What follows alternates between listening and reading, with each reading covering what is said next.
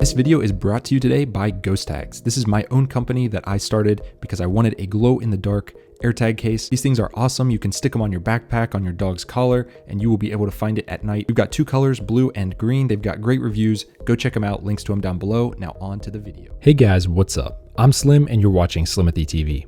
This is going to be probably one of my biggest videos of the year. I know you guys always love these videos and this series, so I'm going to do it again this year. We are doing the iOS 16 battery tips and tricks to keep your phone lasting as long as possible. So you're going to want to sit back, relax, watch all of these tips, make sure you make the changes on your phone if you want to have the best battery life. And make sure you watch all the way to the end because we have some pretty cool tips and tricks in here that a lot of other YouTubers have never shown you before. So let's check it out. We're going to start off with some very basic stuff and work our way up to more progressively larger impacts on the battery. So the first thing, you got your brand new iPhone 14, iPhone 14 Pro, or hey, you're just on iOS 16 with an older phone, make sure you turn off Hey Siri. So if you open up settings and scroll down to Siri and search, make sure listen for Hey Siri is turned off. You really don't need that. It'll waste a little bit of battery and every little bit you save adds up. Next up, I see so many people online with special fancy icons, app icons. They're really just using shortcuts on their home screen, which is cool, but that wastes a lot of battery. Every time you open up one of those apps, the shortcuts app has to load in the background to redirect you to the real app. Don't mask your icons with other shortcuts. That's a surefire way to use way too much battery. So just leave them how they are.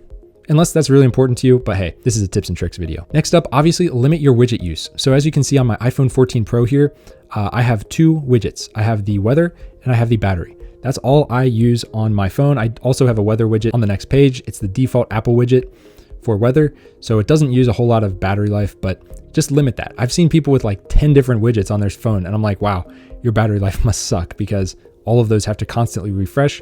So just limit them. Use, 1 to 3, maybe up to 5, but anything more than 5, you're going to be hurting your battery life quite a bit. Now this next one is pretty big actually, and I think a lot of you guys are going to need to do this. Go into settings and click on general.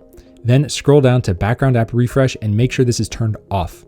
I have never used this once on any phone ever and have never had a problem. People always comment, this is going to ruin my notifications, right? I'm not going to get alerted when, someone texts me. This has nothing to do with that. This background app refresh is just so that these apps on your phone can refresh in the background without you opening the app. Why would you want that? In fact, some apps, I think it was AccuWeather, if I'm not mistaken, a long time ago, like 5 years ago, was accused of using background app refresh to track users' locations. So it would refresh in the background. That wastes your battery. It tracks you. That's creepy. Keep background app refresh off. I know WhatsApp tries to trick you into keeping it on. Trust me, you don't need it. Keep it off. Your battery will thank you. Next up, this is kind of a big one. Scroll down to mail. If you have a bunch of email accounts, click on accounts right here, click on fetch new data, and you can turn off push and set it to fetch new data, however, whatever interval you want. I've got mine set to every 15 minutes. That way it's not constantly checking. Just once every 15 minutes, it'll tell me if I have new email. That's just the way I like it. So that's what I recommend as well. If you're super paranoid about your battery, you could switch it to manually and then you have to open the mail app, but that's kind of obtrusive. Hourly and 30 minutes might also be good for you. But this is to save battery, so I recommend 15 minutes. That's a good mixture between usability and saving battery life. Next up, this is also a big one that a lot of people don't realize. If you open up the settings app and you scroll down to privacy and security, and then you click on location services, I'm just gonna click on a random one here. Let's go to apartments. Turn off precise location if you don't need it in the app. So for apartments.com, they can know my general radius, like my zip code. That's cool. So I keep it on precise location turned off. If you keep it on, it's going to use more resources on your phone every time you open that app to nail down your precise location, which can use more battery life. So I've got mine set to ask next time, and I got precise location turned off. Now the next tip is to go through every one of these and set it to never if you don't need it. So I try to keep mine, a lot of them on never. There's only one that I have set to always, and that is at the bottom here, the default weather app, because I like it to change as I travel. I want to know what the weather is. But other than that, I keep everything else set to never or while using, because these do not need to know where I'm at all times. That's creepy, and they're just harvesting data on you, and it's wasting your battery. Why would you want that? And you know what? While you're in here, the next tip is to scroll all the way down, click on System Services, and copy these. Set yours to just how mine is, okay? You really don't need these top 2 cell network search. You don't need that. All that does is it helps Apple figure out where you're at and which cell tower you're connected to. It's just creepy. You don't need it. Turning that off will not impact your cell network at all. These are mostly just for Apple collecting data. Now, compass calibration, you might want that on because this will obviously calibrate your compass. It needs to know your location. That's fine. Emergency, find my iPhone. These should be on. HomeKit, if you use it, you can turn that on. I don't. I recommend keeping location-based alerts on. Motion, keep that on. Setting time zone and share my location, keep those on as well. But keep significant locations turned off. It really doesn't serve a huge purpose on your phone, except for like memories and stuff in photos. But again, I keep location off for my camera as well. So this is creepy. What it does is it tracks everywhere you go and it logs it. So if you suspect your spouse is cheating and they have this on, technically you could go in there if you know their passcode and see if they've been spending some time at someone else's house. But I'm not going to get too deep into that. iPhone analytics and routing and traffic, keep those turned off as well. You don't need those on, wasting your battery life. Next up is possibly one of the biggest on this entire list. In settings, click on notifications. First of all, if you're on iOS 16, you can customize how you want your notifications to come in. This is just a pro tip. This list is the most like the old notification way. I don't like iOS 16 notifications, but list is closest to it, so you can set it to that. But the tip here is to go through all of your apps and turn off any app that you do not need hounding you with alerts.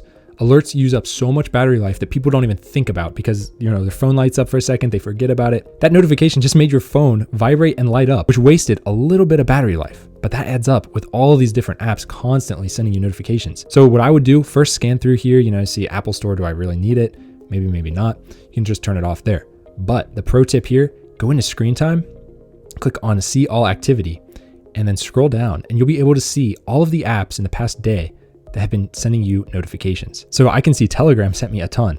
Now I personally need them for Telegram, but if I click on it, it goes straight to the notification thing. So I can just turn it off right from there. So if there's something in here that's offending, that's, too many notifications, like you don't need YouTube Studio. Like if I didn't want to reply to all your guys' comments, I could turn off YouTube Studio and I would not see your guys' comments pop up on my phone.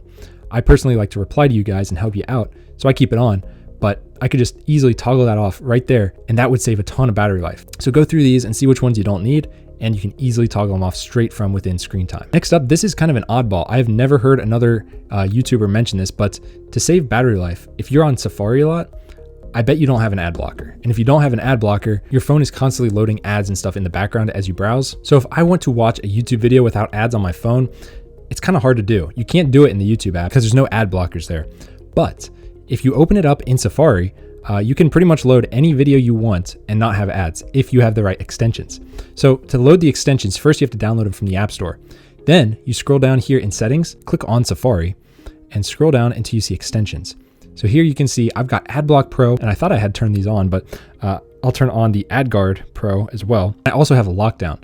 So all of these will block ads on pretty much any video that I play. On top of this, if I scroll down, you'll be able to see I have two more programs, one called Baking Soda and one called Vinegar. You can see right here, Vinegar replaces the YouTube player with a minimal HTML video tag. So this will save battery life because it's putting in just a very basic video player. And you can see Baking Soda here replaces other videos with the HTML tag. So this one does more than just YouTube. Vinegar just does YouTube. Those on itself will remove ads, but if you also get these, I think they're free. You can get these that block ads on every website, and that will save you so much battery life because you're not loading ads on, if you've ever been to like CNN or Fox News or one of those stupid news websites, they're just loaded with ads, just everywhere.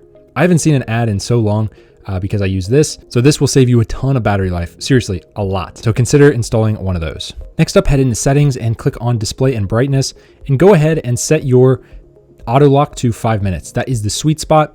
Never, obviously, if you forget your phone and it's just laying around, you can get burn-in on the screen and the battery is going to deteriorate quickly. It's going to drop to 0. So keep it at 5 minutes. That is the sweet spot for sure.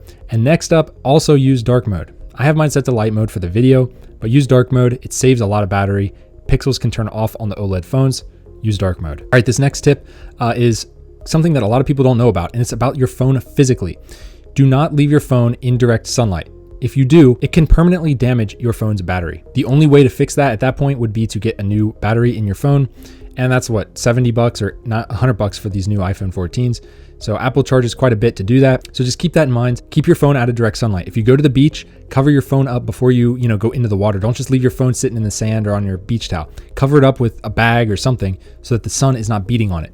Same goes for those of you that put your phone on your dashboard in your car. That is horrible for your phone because the battery is going to get so hot while the sun's beating down through the windshield while you're driving and it's using GPS and you might be streaming music from it. Keep your phone out of the direct sunlight. Don't put it on the dash of your car. Don't leave it out in the sun. Those will quickly deteriorate your phone's battery And again, the only way to fix it would be to replace the battery, and that sucks. Also, consider using wired chargers instead of wireless. Wireless chargers generate more heat. Also, if you're on a FaceTime video call or gaming hardcore, try not to charge your phone because it can overheat the phone just a little bit and you'll notice stuttering. Like on the FaceTime video, I've seen this before, even on this phone. If I'm on like an hour-long call and I have a wireless charger, even wired, but mostly wireless does it even more, the video will get choppy because it's throttling the phone so it doesn't overheat. So don't do that. Now the inverse is also true. You don't want your phone to get too cold, because if your phone gets too cold, it will temporarily impact the battery. So if you go outside and you've got 20% battery for maybe 5 minutes and you're using your phone, it might just kill the phone. It might just power off. Once you get it back into room temperature in your house, the battery should return back to normal. It shouldn't be too permanent unless you really go out in like Arctic frigid temperatures. But for the most part, if you get cold damage, it's only temporary. Once you hit room temperature, the battery will come back to normal, but heat can permanently damage the battery. You can't do anything about that except replace it. Next up, go into your control panel here, long press on the Wi-Fi icon and make sure AirDrop receiving is off. You really don't need that on all the time. It just wastes battery. If you have the option, definitely use Wi-Fi instead of LTE. Wi-Fi uses a lot less power. Stay on Wi-Fi if you can. If you have to be on LTE, that's fine. Just turn off Wi-Fi when you do that. Also, keep Bluetooth off when you don't need it. It emits a lot of radiation. On top of that, it uses a lot of battery life. So keep that off when you're not using it. If you're in a pinch and you have to save battery life, you can turn on low power mode, but I do not recommend leaving it on all the time because it throttles your phone. There's no need to have that on all the time. It worsens your experience with the phone. So keep that off unless you really, really need it in a certain instance. I use it maybe once a year, maybe less than that. Sometimes, like last year, I don't think I used it once. That's pretty much just for, in my opinion, emergency situations where I know I can't charge my phone. But other than that, I keep it turned off. But if you're really in a pinch, you're going to want to use airplane mode anyway to save as much battery life as possible. Next up, close apps that you're not using. I know this is a debated subject, but if you're not using an app, kill it, close it in the background. That way it's not using up any resources. Just close the program and you'll be better off. Now, you should also use Apple's charging brick. You can use other ones, just make sure they're high quality. The other thing is only use MFI certified lightning cables. All the cables that we review on this channel are MFI certified. I make sure of that on Apple's website. You can search up accessories. There's so many cables on Amazon that claim to be MFI certified, but they're not.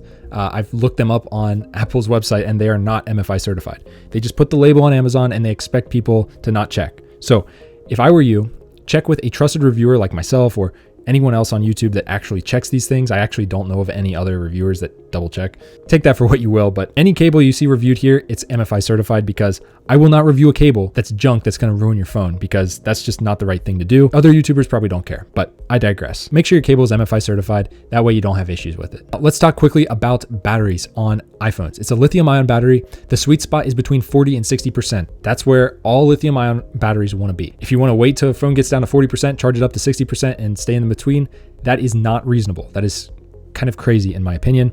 Battery should not run you, you run the battery. This is your phone, it's a tool. This should not run your life. That said, try not to keep your phone at 100% for extended period of time, and also don't let it get down to below 20% more than, is necessary.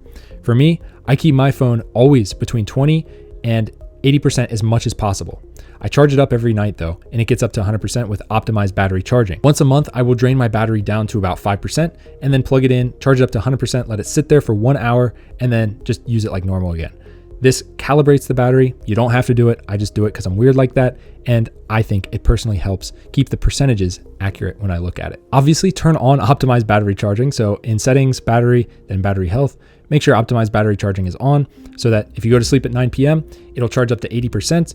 And an hour before you wake up in the morning, it'll top you up to 100%. That way it's not sitting at 100% charge all night. So keep that on. Do not turn that off if you care about your battery life. Keep it on. Next up, always update your apps. So go into the App Store, update all your apps. You can turn them on to update automatically every night. But personally, you got to keep them up to date because app developers are always trying to improve their battery efficiency for different applications. And the same thing goes for Apple. They are constantly trying to update their phones to use as least amount of battery as possible. So if you go into settings, click on general, software update, make sure you're up to date at all times. Check this once a month, set it to install automatically. That way you don't have to think about it. I personally like to do it myself, but keep that up to date at all times. Next thing you can do is just occasionally go into battery and check your battery health charts here. So see what's using a lot. So yesterday when I first got this iPhone 14 Pro, you can see, flashlight was my most used app, and it says I used it for literally like 6 hours straight. I did not.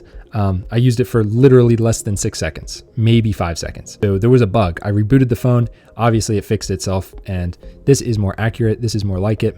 So yeah, I was using it on some recently deleted apps, settings, just going through different things. Actually, that's probably when I'm filming this, isn't it? Yeah, I've been filming a lot today.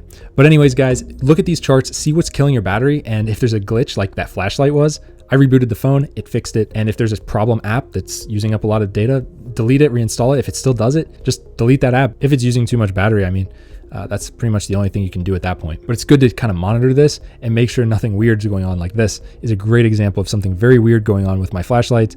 It should not have been that high. I was not using it. Literally, it used 50% of my whole battery for that hour. That's crazy. All right, and next up, if you go into your battery health and you see that the maximum capacity is less than 85%, it might be time for a new battery. There's nothing you can do. This number can never go up. It can only go down. The only way it can go back up to 100% is with a new battery. At that point, you got to just suck it up, go to Apple, make an appointment, have them replace your battery. I just recently did 2 phones of my other phones because I'm giving one away to my fiance and the other one is my work phone. I just walked into Apple after setting the appointments, handed them over, and an hour or 2 later, they gave them back to me. 100% battery health, good as new, amazing, brand new batteries. And then lastly, guys, do not turn on the haptic keyboard. It's something that a lot of the other YouTubers are telling people about because it's a cool new feature of iOS 16. If you go into settings and then sounds and haptics and go down to keyboard feedback, haptic is right here. It'll vibrate the phone just a little bit when you tap a key. It's cool for about 5 seconds, but it wastes battery life. It's pretty useless. A lot of Android phones have it, but I have never wanted it. It's actually kind of annoying to me. If you like it, leave it on, of course, but for best battery life, you're going to want to keep that off. It's just unnecessary. So that's all I got. These are a ton of different battery tips and tricks for your brand new iPhone or just anyone on iOS 16. If you like the video, hit it with a big thumbs up, share it with your friends. Check out our other video we've got on how to maintain 100% battery health. If you just got an iPhone 14 Pro, we've got 2 videos going over hardware settings to look into as well as software settings. So go watch those 2 videos. I think you're going to like them. So those are 3 more videos you're going to want to watch. So check our channel for more. We've got a lot more iOS 16 and iPhone 14 Pro videos coming. Thumbs up, subscribe, and I'll see you guys in the next one. Peace.